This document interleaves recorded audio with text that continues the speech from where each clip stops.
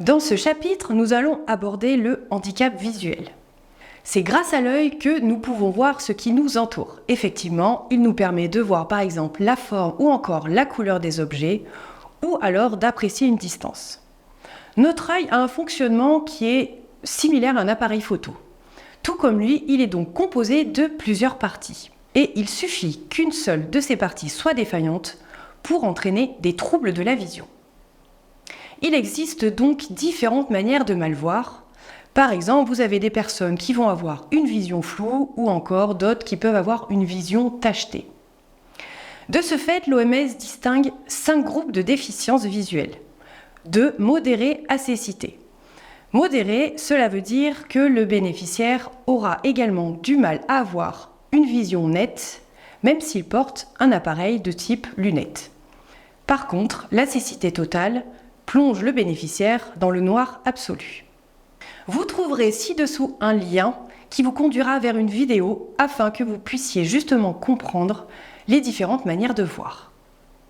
En tant que futur professionnel de l'accompagnement, il est donc très important pour vous de comprendre afin de proposer le meilleur accompagnement possible.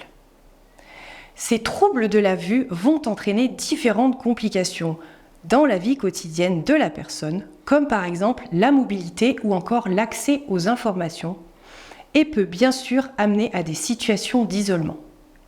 Votre rôle professionnel sera donc de vous adapter à chacun pour répondre à leurs besoins. Vous allez donc devoir vous assurer que l'environnement dans lequel évolue le bénéficiaire est sécurisé. Donc vous allez éliminer tous les obstacles et placer les choses à leur place. Vous pouvez également utiliser des techniques d'étiquetage pour aider le bénéficiaire à identifier chacun de ces objets dans son environnement. Lorsque vous allez communiquer avec vos bénéficiaires, votre communication doit être efficace. Utilisez donc une communication qui est claire et précise. Qu'est-ce que ça veut dire concrètement ?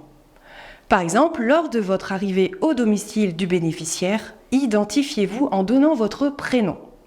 Décrivez vos actions et les objets verbalement. Et bien sûr, évitez de dire par exemple « je vais utiliser ça pour faire ça ». Utilisez des indications précises lors de vos déplacements sur l'extérieur ou lors de vos activités, en évitant des termes tels que « ici » ou « là-bas ». Concernant l'orientation et la mobilité, je vais vous laisser mettre pause sur cette vidéo pour pouvoir en visionner une autre qui se trouve juste en dessous sur un lien.